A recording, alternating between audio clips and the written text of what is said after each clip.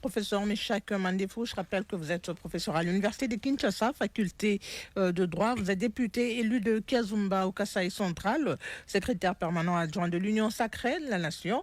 Vous avez présidé la commission qui a auditionné le ministre Constant Mutamba à l'Assemblée nationale. En quelques lignes, professeur, pouvez-vous nous expliquer la procédure qui a mené à cette décision de l'Assemblée nationale? Merci beaucoup, madame. Il faut rappeler aux auditeurs que l'émission a aussi un caractère pédagogique. Exactement. C'est pourquoi vous aviez posé la question tendant à avoir la démarche pour aboutir à cette décision. Il faut rappeler que l'article 166, alinéa 2e, que vous aviez évoqué de la Constitution, fait de la saisine de l'Assemblée nationale une obligation du fait que le procureur général qui voudrait instruire sur un dossier qui concerne un membre du gouvernement saisit l'Assemblée nationale. Et cela s'est fait conformément au règlement. Et notre règlement intérieur prévoit des types de procédures. D'abord, comme le procureur a demandé l'autorisation aux fins d'instruction, c'est comme ça que l'Assemblée avait mis en place la commission. La commission avait statué. La commission est obligée d'inviter toutes les personnes prenantes. Nous avions entendu tour à tour Monsieur le procureur général, on avait entendu Monsieur le ministre d'État, chacun a présenté ses moyens de droit à la phase de demande d'instruction. Alors la commission avait, au travers ses conclusions soumises à l'Assemblée plénière, proposé à ce que le ministre puisse se présenter. Donc on avait autorisé au procureur aux fins d'instruire l'affaire qui concernait le ministre d'État. Et alors le ministre à son tour s'était présenté et le procureur, comme dit la procédure en la matière, qu'après avoir instruit et s'il estime que les faits sont avérés, il peut revenir devant l'Assemblée nationale pour demander l'autorisation aux fins des poursuites. Donc c'est comme ça que vous avez vu, le procureur était obligé de revenir devant la représentation nationale et que la représentation nationale a mis en place, le bureau a mis en place une commission, laquelle commission temporaire, spéciale et temporaire a statué sur le fait et a donné les résolutions telles que vous l'aviez suivi hier devant la chaîne nationale et devant vos ondes, vraiment. Voilà. C'est un peu ça, l'essence ou la procédure qu'il faut suivre pour une telle démarche. Alors, le vote a été écrasant quand même, il faut le dire, avec 322 députés sur 363 en faveur des poursuites. Professeur Meshak Mandefou, voilà, comment vous interprétez ces résultats? Est-ce un signe de la volonté de l'Assemblée nationale de lutter contre l'impunité? Non, au fait, c'est dans le cadre de la collaboration interinstitutionnelle que l'institution Assemblée nationale a fait son travail. Et lorsque le ministre, il faut rappeler ici que le ministre est présumé innocent jusqu'à preuve du contraire. Donc personne n'a statué sur sa culpabilité.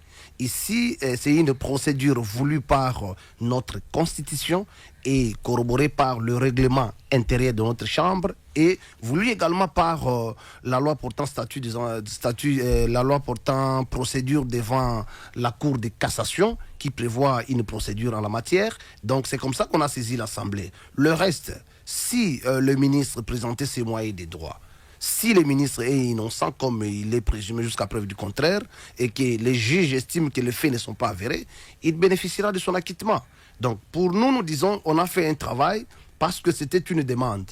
Le fond ne concerne pas l'Assemblée nationale, il faut le préciser. L'Assemblée nationale répond à une demande.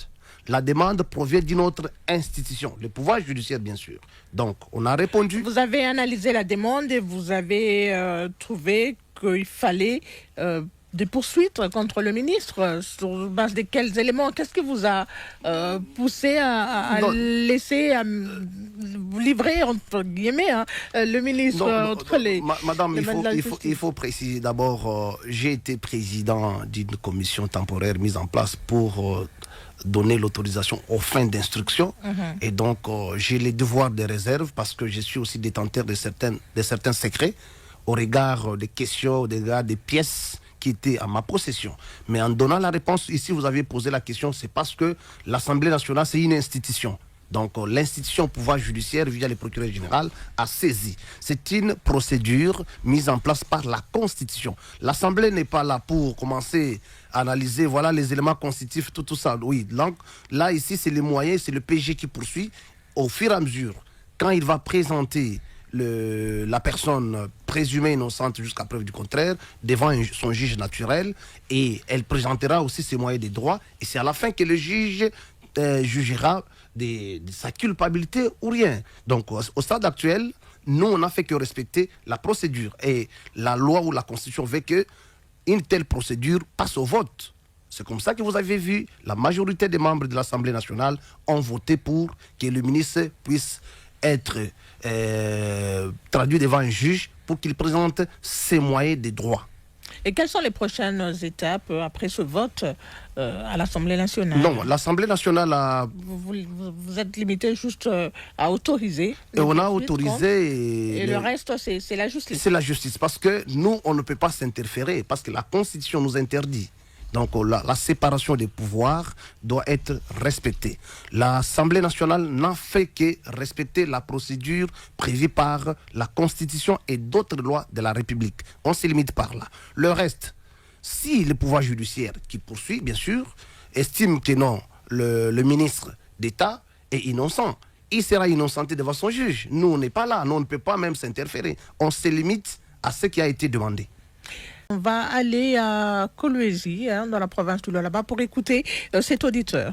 Chouk Moïgiro à partir de Kolwezi. Dans cette affaire, il y a eu vice de procédure sur le plan administratif. Vu que cette somme est bloquée dans un compte, est-ce qu'on peut continuer à nuancer qu'il s'agit d'un détournement alors que $0 n'est jusque-là utilisé sur les millions de dollars dont on accuse le ministre Moutamba d'avoir détourné? Je pense que le ministre d'État fait objet d'un acharnement et un complot politique, car tout d'abord, le poste qu'il occupe ne lui revenait pas vu que son parti politique n'est pas membre de l'Union sacrée. Politiquement parlant, l'Assemblée nationale constituée à 90% par les députés de l'Union sacrée a pris sa revanche car il occupait le poste qui revient aux alliés de l'IDPS, car en politique, on ne se fait pas des cadeaux. Et c'est pourquoi on l'a sacrifié par rapport à son collègue Nicolas Kazadi, sauvé par les députés de l'Union sacrée, alors que ce dernier a dénoncé publiquement la mauvaise gouvernance et le détournement des deniers publics par les acteurs du régime en place, sans oublier les dossiers forage et lampadaires qui fait toujours couler encre et salive.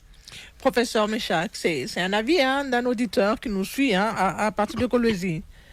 Il faut d'abord préciser que l'Assemblée nationale est saisie une REM, comme on l'a dit. Donc l'Assemblée était liée à l'exploit du procureur, donc les réquisitoires. Et donc dire il y a eu vice de procédure, je vous ai dit ici, l'Assemblée nationale n'avait pas pour mission analyser le fond. Seul le juge, lorsque le procureur ira soutenir son action devant le juge, il dira voilà ce que je remarquais, et le ministre présentera ses moyens de droit. Nous l'avions dit ici que le ministre est présumé innocent et que ce que l'Assemblée nationale a fait, c'est dans le cadre de la collaboration interinstitutionnelle, et que la Constitution fait de l'autorisation de l'Assemblée une obligation. Donc, parce que c'est un membre du gouvernement, vous êtes sans ignorer que le gouvernement est l'émanation de l'Assemblée nationale. Donc, aujourd'hui, dire que parce que y a eu acharnement, parce que Nicolas... Non, c'est des faits différents. Rappelez-vous, lors du début de notre législature, Nicolas Kazadi, l'Assemblée nationale a autorisé dans l'affaire lampadaire que les gens sont tentés de raconter ici. L'Assemblée nationale avait autorisé qu'il y ait instruction sur les dossiers lampadaires et forage.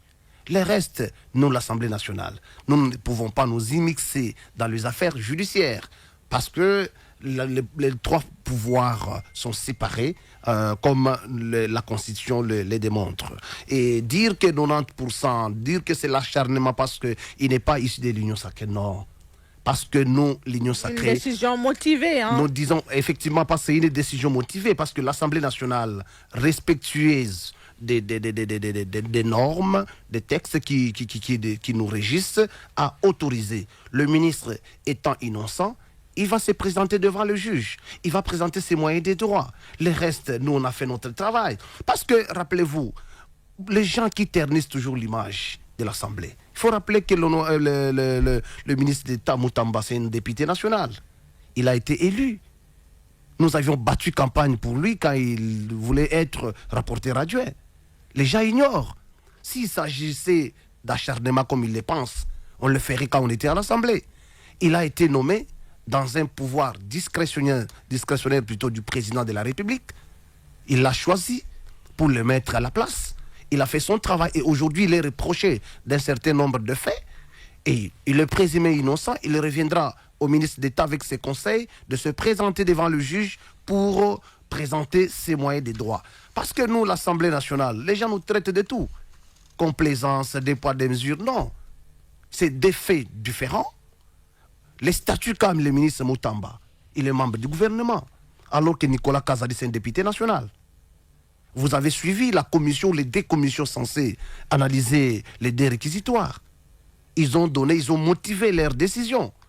Aujourd'hui, dire que l'Assemblée nationale a boutiqué, a bradé son pouvoir du fait d'autoriser l'instruction, du fait d'autoriser les poursuites contre les ministres, nous disons non. Il y a une main noire derrière cette décision. Non, mais écoutez, madame, s'il y a une main noire, regardez la majorité des gens qui ont voté. Vous n'allez pas nous dire que non, tout le monde, même l'opposition, même la majorité. L'Assemblée nationale, c'est l'expression du peuple congolais. Aujourd'hui, le peuple veut savoir est-ce que le ministre a raison ou pas. S'il a raison, devant le juge, il sera acquitté. Et s'il a tort, il sera condamné. Donc le plus important, c'est que les devoirs de redevabilité qu'a les élus du peuple voudraient à ce que lorsqu'il y a une telle question, il y a une situation, il y a la clameur publique, qu'on sache de quoi il est question. Parce que bientôt, là, nous sommes en vacances. Lorsque la question viendra, on va dire quoi?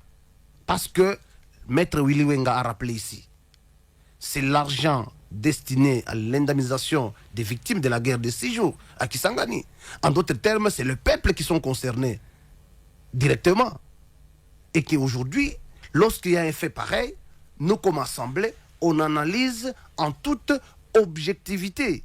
J'ai vu mon co-débatteur Manix, que je connais très bien, pas aujourd'hui, des années, il connaît très bien. On a milité ensemble avec lui à l'université de Kinshasa. Il connaît comment nous sommes un peu sceptiques à tout ce qui concerne la République. On a travaillé en âme et conscience. Lorsque l'Assemblée nationale a commencé à statuer sur les dossiers, le ministre d'État Moutamba, qu'est-ce qu'on n'a pas entendu? Le matin, on nous a parlé qu'il nous a donné l'argent. Ça circulait partout. Et non, il a corrompu les députés, ainsi de suite. Et nous, on est restés sereins. Le soir, ça a changé. Non, on nous a vu quelque part en train de prendre de l'argent. Nous, on n'est pas là. On est là que pour travailler pour les comptes de la nation congolaise. Le peuple qui nous avait mandaté pour aller dans cet hémicycle attend de nous les réponses au travers des préoccupations qui se soulèvent dans la vie pratique. Merci, professeur. On va sur Meshak Mandé-Vous. Votre mot de la fin, vous m'aviez demandé la parole tout à l'heure. Oui, merci beaucoup, madame. Je voulais juste rappeler que l'émission a un caractère pédagogique et que dans ma chapelle comme pénaliste, je vous ai dit d'entrée de jeu ici, on a été responsable d'une structure mise en place par l'Assemblée qui détient les secrets d'instruction et que devant votre micro, je me ferai le devoir de garder silence devant certaines questions sous peine de révéler, étant donné que nous sommes encore à la phase d'instruction et que jusque-là, nous n'avons pas encore eu les procès publics pour voir comment est-ce que la procédure s'était déroulée, comment est-ce que la personne présumée innocente va se défendre. Donc, la comparaison que l'on fait entre l'Assemblée nationale qui avait laissé Jean-Marc Abound, celle-ci, non, il s'agit d'une législature passée. ici, nous avons été saisis d'entrée de jeu quand nous sommes arrivés à l'Assemblée nationale. L'Assemblée nationale a autorisé les poursuites, en fait, l'instruction des dossiers forage et lampadaires, il faut le rappeler ici, et que la justice a fait son travail. Il a été classé hors état de poursuite, monsieur l'honorable Nicolas Kazadi. Ce n'est pas à nous, l'Assemblée nationale, de venir justifier. Et il faut également rappeler ici que les questions à tendance politique que les amis soulèvent, j'ai vu Maître Manix qui est revenu là-dessus pour parler de la responsabilité politique des élus du peuple. Nous avons... Il n'est pas le seul, hein. Beaucoup d'auditeurs effectivement, aussi réagissent nous disons ceci, c'est un signal fort. Nul n'est au-dessus de la loi. Si le ministre qui est présumé innocent s'estime être outillé avec les éléments de défense, attendons voir le procès. À ce moment-là, on dira voilà, l'Assemblée a fait sa part. Parce que les mêmes auditeurs qui vous dérangent, si l'Assemblée avait réservé une fin de nos procédés, ils allaient dire quoi? Voilà l'Assemblée nationale corrompue. Ils ont commencé avec la commission mise en place. Nous, l'Assemblée nationale, comme vous avez demandé de conclure, ensemble avec les autres, nous connaissons bien que dans le cadre de la collaboration interinstitutionnelle, dans le cadre d'une demande et que la suite ne concerne pas l'Assemblée nationale. L'Assemblée nationale attend voir le ministre présenter ses moyens de droit devant son juge naturel. S'il est innocent et si les fonds, comme l'estime Maître Manix, là ce n'est pas notre problème. Parce que si je vais répondre à sa préoccupation, il me pousse à donner certains éléments. C'est pour ça que j'ai dit, encore une fois de plus, c'est un bon débat. Et nous restons sereins. Nous disons que le ministre est présumé innocent. Ouais. Attendons voir le procès pour savoir, voilà, si c'était une faute civile, administrative, ok, qu'on voit devant le juge. Merci, professeur Méchac Mandefou. Maître